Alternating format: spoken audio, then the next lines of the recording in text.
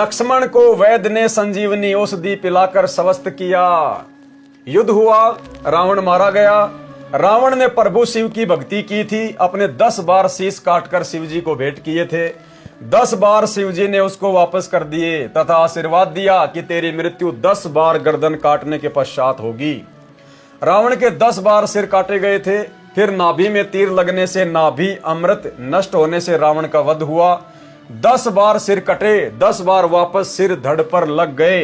फिर विभीषण के बताने पर कि रावण की नाभि में अमृत है, रामचंद्र ने रावण की नाभि में तीर मारने की पूरी कोशिश कर ली थी, परंतु रावण का ध्यान भी वहीं केंद्रित था कि नाभि पर तीर ना लगे। रावण भी एक नंबर का योद्धा था, उसका भी ध्यान अपनी नाभि पे था कि नाभि पर तीर ना लगे। और 6 महीने हो गए थे रामचंद्र जी को निशाना लगाते हुए, तीर नहीं लगा पा रहा था।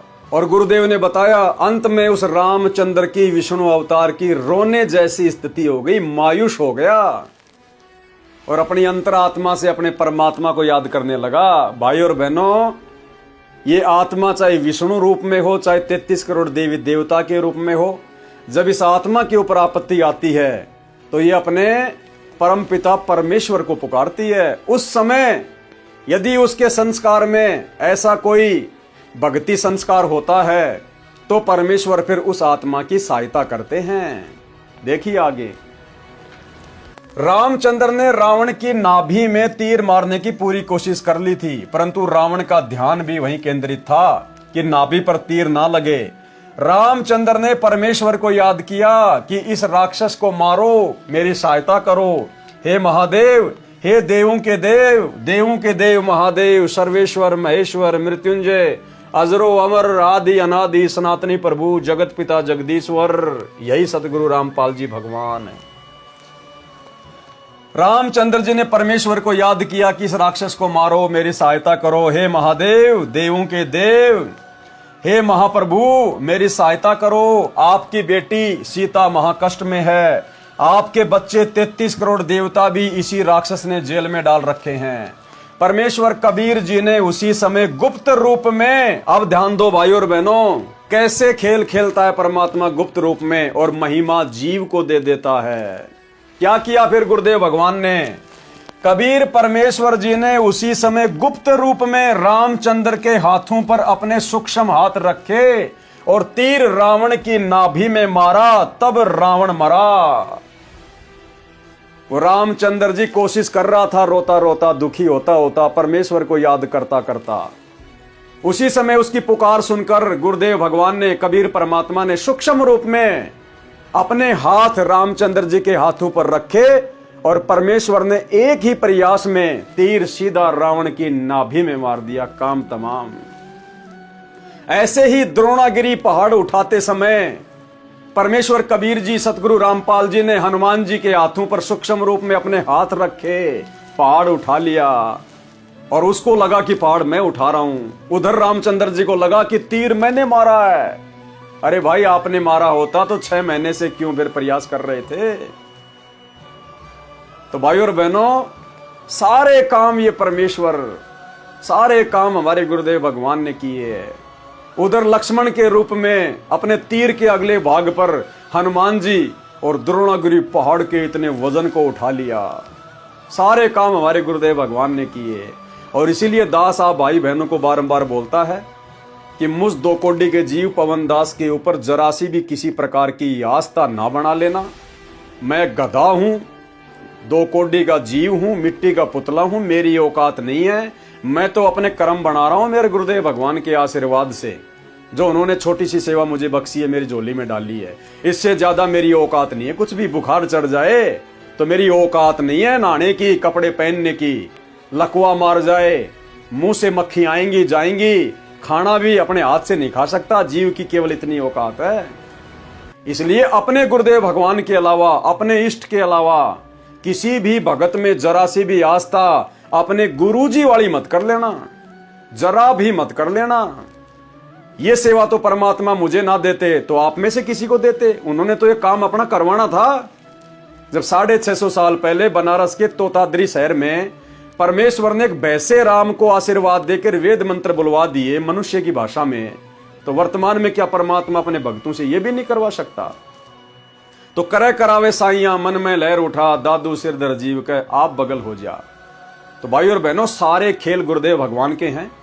और इसी प्रकार परमेश्वर कहते हैं कि गुप्त रूप में सब काम सार दे, जो भी विपदा आन पड़े। गुप्त रूप में यह परमात्मा अपने भक्तों के इस प्रकार से कार्य सिद्ध करता है। आप जी बहुत सारे भक्तों का इंटरव्यू देखते हो कि ऐसे ऐसे मेरे भयंकर प्रॉब्लम थी, मेरे समस्या थी, डॉक्टर मेरा ऑपरेशन कर रहा था और उससे पहले वो कई ऑपरेशन करवा चुके थे, ऑपरेशन सफल नहीं हुए। अंत में मैंने गुरुदेव से प्रार्थना की तो गुरुदेव ने कहा कि बेटा जाओ ऑपरेशन करवा लो, मालिक का आशीर्वाद है, ठीक हो जाएगा। अब वो ऑपरेशन कैसे ठीक हुआ? गुरुदेव के आशीर्वाद के बाद ही। उससे पहले भी तो डॉक्टर ऑपरेशन कर रहे थे, सफलता क्यों नहीं मिल रही थी? क्योंकि गुरुदेव भगवान के कहने के बाद, उनके आशीर्वाद के बाद, उनसे प्रार्थना करने के बाद ऑपरेशन करता हुआ तो वो डॉक्टर दिखाई दे रहा है। मरीज को भी लगेगा कि डॉक्टर ऑपरेशन कर रहा है, डॉक्टर को भी लगेगा कि मैं सारे औजार चला रहा हूं, लेकिन सूक्ष्म रूप में उस समय उस डॉक्टर के हाथों के ऊपर हाथ सतगुरु रामपाल जी भगवान रख देते हैं और वो ऑपरेशन परमेश्वर सफल कर देते हैं। डॉक्टर की हॉस्पिटल की महिमा बन जाती है और भगत की नजरों में अपने गुरुदेव भगवान की महिमा बन जाती है। और समय आने पर पूरी दुनिया में फिर गुरुदेव की महिमा बन जाएगी। तो भाई और बहनों, इस प्रकार से ये परमात्मा हिसार जेल में रहते सहते भी अपनी प्रत्येक आत्मा के साथ में सूक्ष्म रूप में जब भी उसके ऊपर कोई समस्या आती है, कोई संकट आता है, तो परमेश्वर उसकी इस प्रकार से मदद करता है। भले चाहे हमें कोई सांसारिक व्यक्ति मदद करता हुआ दिखाई दे, हम बीमार हो जाएं तो भले डॉक्टर हमारा इलाज करता हुआ दिखाई दे, लेकिन भगत के सर्व कार्य तो उसके भगवान ही सिद्ध करता है, भगवान ही। तो भाई और बहनों, हमने किसी भी प्रकार से अपने कबीर परमेश्वर सतगुरु रामपाल जी के ऊपर शंका या संदेह जाहिर नहीं करना है। भले हमारे ऊपर कैसी आपत्ति आ जाए, कैसी कोई प्रॉब्लम आ जाए, हम कितने बड़े संकट में हो, हमारा केवल इतना ही धर्म है कि हम अपने गुरुदेव से अर्ज करें, विनती करें। जो भक्ति उन्होंने दी है, मर्यादाओं में रहकर भक्ति करें। बाकी काम गुप्त रूप में परमात्मा कब सार देगा, आप और हमें पता भी नहीं चलने देगा। और कोई ये ना समझे कि मेरे जीवन में तो कोई संकट था ही नहीं, मैंने तो नाम लिया, मैंने तो ऐसे नाम ले लिया और मेरे ऊपर तो कोई ऐसी समस्या आई नहीं आज तक कोई। भाई और बहनों, ये बहुत बड़ी गलतफहमी है। समस्या तो इतनी आनी थी जिसकी कोई गिनती नहीं। तेरा तो चकनाचूर निकल जाना था। इस बहम में मत रहना कि मेरे ऊपर तो नाम लेने के बाद आज तक कोई समस्या आई नहीं, मैंने तो सुखों में नाम लिया है, मैंने कोई भूत भगाने के लिए, कोई बीमारी के लिए नाम नहीं लिया। अरे तूने नाम लिया, विचार कर, तूने नाम क्यों लिया? जब तेरे ऊपर कोई दुख नहीं था, कोई आपत्ति नहीं थी, कोई संकट नहीं था, फिर तूने नाम क्यों लिया? परमात्मा ने तेरे अंदर प्रेरणा करके तेरे को अपने से जोड़ा, क्योंकि आने वाले समय में तेरे ऊपर दुखों का पहाड़ टूटना था। ये उस परमात्मा को पता है, अंतर्यामी को। अगर तू समय रहते उसकी शरण में ना आता सुखों में, तो तेरे ऊपर चंद दिनों में दुखों के पहाड़ टूटने थे। और परमेश्वर का शुक्र मना कि तुझे महसूस भी नहीं होने दे रहा, और तेरी उन तमाम आपत्तियों को जो आने वाले समय में आनी थी, परमेश्वर उनको हल्का करके तेरे से दूर कर रहे हैं, तेरे संकटों को काट रहे हैं। संत शरण में आने से आई टले बला, जय मस्तक में सूली हो व काटे में टल जा। तो भाई और बहनों, हमारे गुरुदेव भगवान अपने मर्यादित भगत के साथ में पल पल हैं, पल पल। देखो, यदि मर्यादा में रहेंगे वर्तमान में, क्योंकि गुरुदेव धरती पर प्रकट है, सरगुण रूप में है, हम उनके शिष्य हैं। यदि मर्यादा में रहकर भक्ति करेंगे तो परमेश्वर हमारे भाग्य में नहीं होगा, वो भी देगा। और जो संकट, जिस संकट से हमारी मृत्यु होनी थी, हमारा अहित होना था, नुकसान होना था, हानि होनी थी, परमात्मा उसको भी टाल देगा। और जो भगत है उनका वर्तमान में लेकिन मर्यादा में नहीं है, तो भाई उसको केवल संस्कार मिलेगा। अगर उसके भाग्य में मौत है तो परमात्मा उसको नहीं टालेगा। जैसे वर्तमान में शतलोक आश्रमों से जुड़े हुए भाई बहनों की गुरुदेव के परिवार ने कोई मर्यादा नहीं छोड़ रखी, इन कोऑर्डिनेटर ने सबकी मर्यादा तोड़वा रखी है। आए दिन भगत अकाल मौत मर रहे, क्यों? समर्थ क्यों नहीं बचा रहा? क्योंकि उनको केवल उनकी भक्ति का संस्कार दे रहा भगवान। अपनी तरफ से तो भगवान उनको बचाएगा जो भक्ति करते करते मर्यादा में रहेगा। इसलिए तो हम सत्सेवकों की उंगली का नाखून भी नहीं उतर रहा। और इन आश्रमों में सार नाम सार शब्द लेने के बावजूद लोगों की अकाल मृत्यु हो रही है।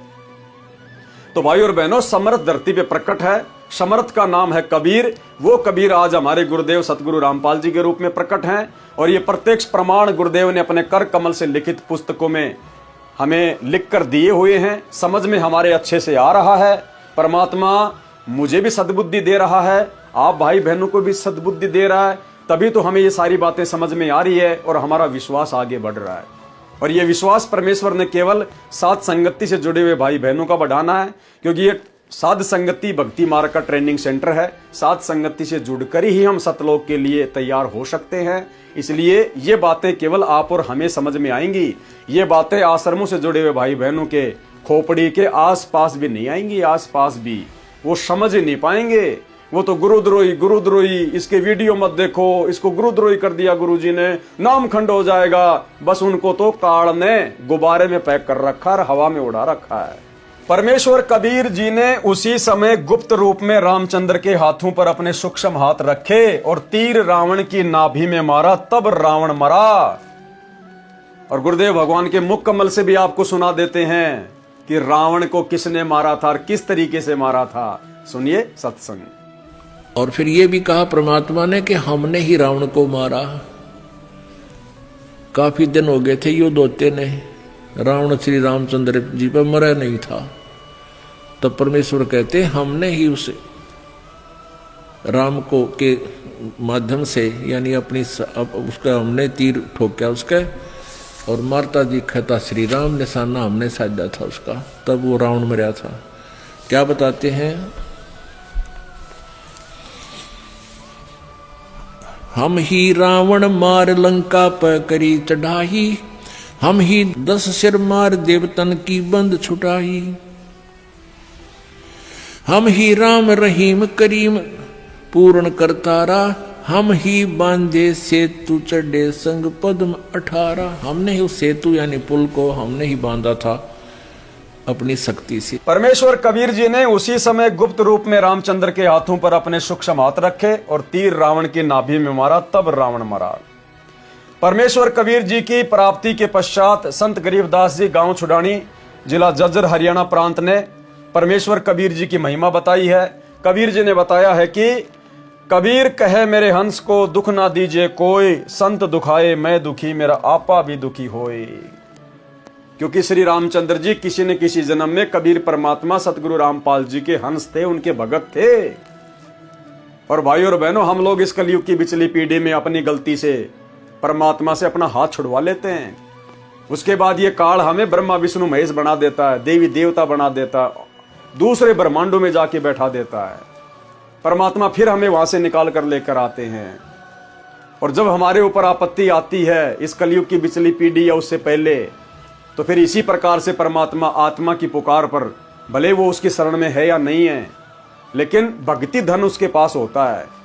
परमात्मा उसको अपनी शरण में किसी जन्म में ले चुके होते हैं और उस भक्ति के प्रतिफल में परमेश्वर फिर उस आत्मा की पुकार पर उसकी मदद करता है, जैसे श्री रामचंद्र जी।